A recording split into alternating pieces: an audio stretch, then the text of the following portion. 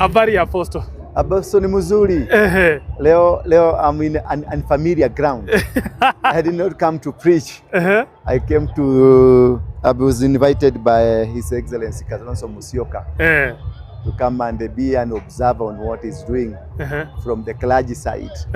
And I'm happy to be part of it. I'm happy to see what he's doing. I'm happy to see at last Kalonzo has graduated. At last, he's going to get my vote. If he goes to the ballot, he's going to get my vote. He's guaranteed of my vote because he has graduated. He has come of age. He has done massive thing. Raila is not involved. Ruto is not involved. It is himself. That is total graduation, total turnaround of things. And I think in this life, things grow, gradually grow, like an eagle that goes and removes its feathers, removes the crow and everything, and then renew itself. Kalonzo is the next president of the Republic of the Kenya. Yes. Tumesikia speech yake pale. It was fantastic. Yeah. For sure, it was fantastic.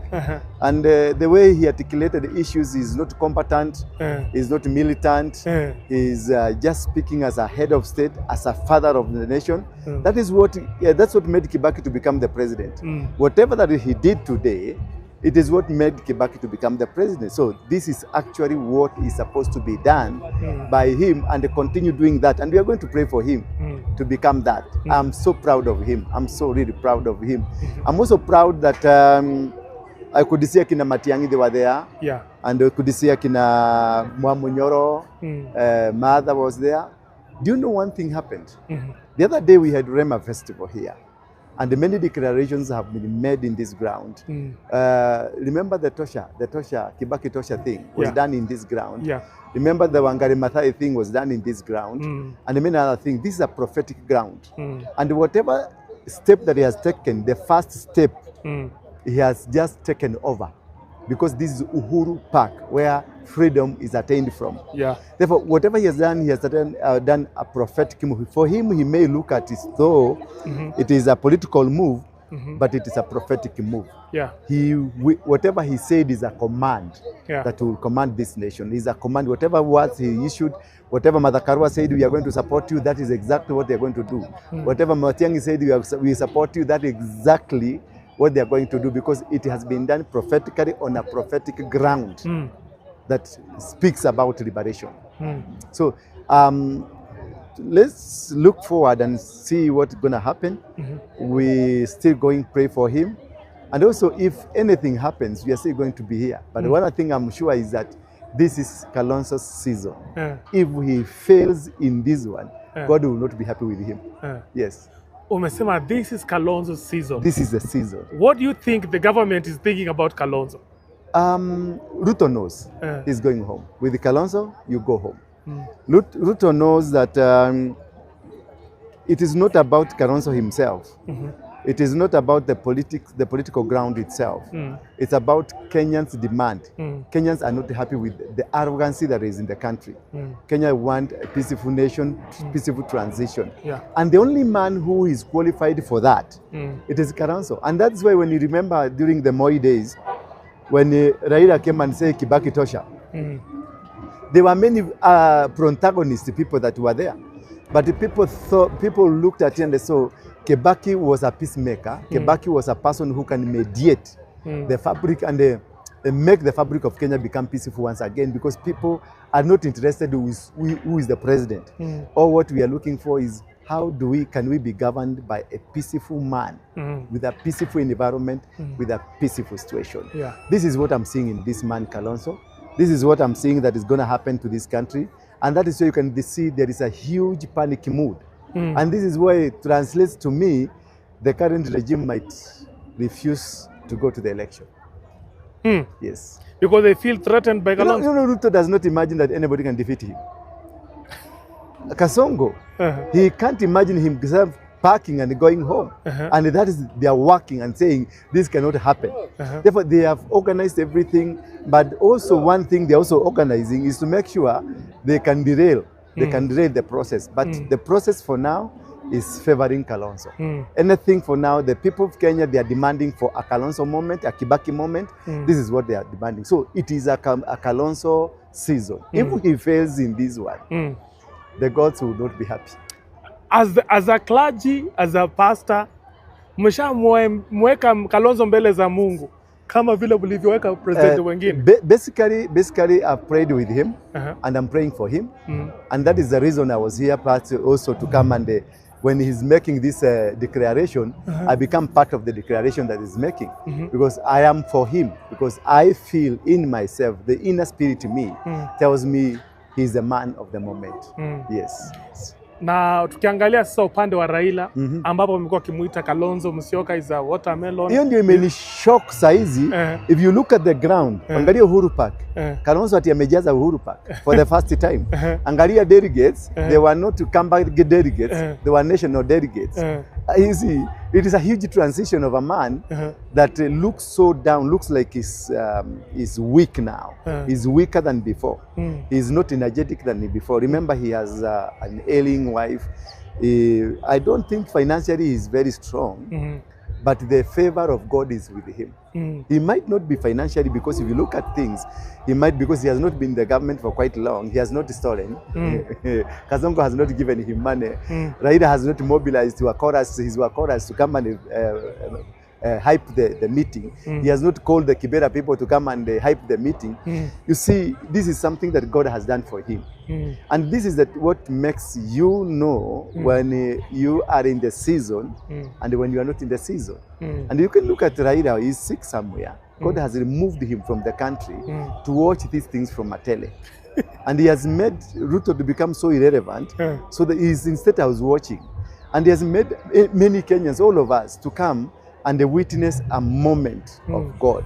Because this is the moment of God. This is the revival, political revival that has been birthed. And I think it will continue as other people come and join together as we remove a regime that, to me, is an unwanted regime. Yes. On the other side, Ruto still insists that he's a God sent. He has the favor of God on him. Who? Ruto, the president. Yeah. Let me tell you one thing. When David was anointed, Saul was still the king. And he was not immediately removed from being a king. He continued being a king as David was grown. David was matured to become. So Ruto being anointed, Ruto being God sent, yes, according as per to the time, yes, God gave him the chance to rule. But the throne, the anointing has been taken over. It is on somebody's hand. So he's just waiting for his days to die, like his soul died. Then David took over. Yes. So there is political death. There is this, is coming to an end. He has come to an end. But because he is still carrying anointing upon his head, the bigger chunk of the anointing is with David. So God will never kill you because he has anointed somebody. There is a time for anointing and there is a time for appointment.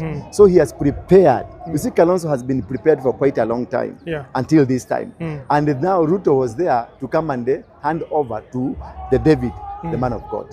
That is my thinking. Yes. Actually, on the last interview we had, you talked about the prophecy that Kalonzo received, or rather the prophecy that woman spoke about candidate B, who happened to be Kalonzo. Yes. And he was actually supposed to be ushered into the presidency by Raila. However, Raila didn't manage to. Yes. Because Raila knew who is supposed to become the president, but he deliberately tried to stop the work of God. He tried to stop the will of God. So that is why when Kalonzo was launching this, Raila is in a hospital somewhere where he cannot be able to pull strings at all. Then his this spanner boy Ruto cannot be able to make a move. He's a subject of removal. So when you obstruct the work of God, God obstructs you and puts you somewhere else. And maybe somehow, maybe God is going to, in the course of the week or 2 weeks, maybe we might be having some bigger news in this country about what has happened now and what is about to happen to this country. Yes. As a man of God, you are in Uhuru Park. This is a legendary ground. This where major stuff normally happen here, both Christian-wise, political-wise. Yes. Sema neno la kutoka kwa Mungu kwa... You know what? If you watch, there is a flag there. Yeah. That flag True. is an altar of this country. This is where Kenya is ruled from. That flag rules this country. This is where the constitution was promulgated. This is where we announced the constitution. This is where the independence of Kenya was happened. This is where Kibaki became the president after Moi. And this is where declarations have been made. And I declare and decree that this country now will be ruled by a man from God, a man that God will anoint, not we. That this now, I declare and decree that it is not about man, it's not about our vote, it's about one vote from heaven. If it is Kalonzo and God has decided it's Kalonzo, so be it, and I will support it. But we are not going now to do, it's a matter of now relinquishing Kenyans from voting, relinquishing Kenyans from making decisions, and allowing God to make this powerful decision. So for me, we have come to confirm, if it is God indeed, we are not going to do any other thing. We are going to make sure that we have supported the will of God. Kenya's political stage has just been shaken by none other than Prophet Nduru Waruinge. The controversial self-proclaimed prophet has set tongues wagging after declaring that President William Ruto's days in power are numbered. Speaking with fiery conviction, Nduru Waruinge warned that the voice of the people is the voice of God. And according to his prophecy, in a bold statement that has sent shockwaves through the political class, Prophet Nduru accused the Ruto administration of betraying the common mwananchi and ignoring divine warning signs. He said, "God has shown me in a vision. Ruto's reign is ending and Kalonzo will rise." His words have gone viral online, sparking heated debates across the nation. Is Nduru Waruinge truly a prophet of change, or just another voice chasing the political spotlight? Either way, his prophecy has reignited talk of a possible Kalonzo wave ahead of 2027. From all of us here at Sauti Mzalendo, stay safe, stay engaged, and keep the conversation going.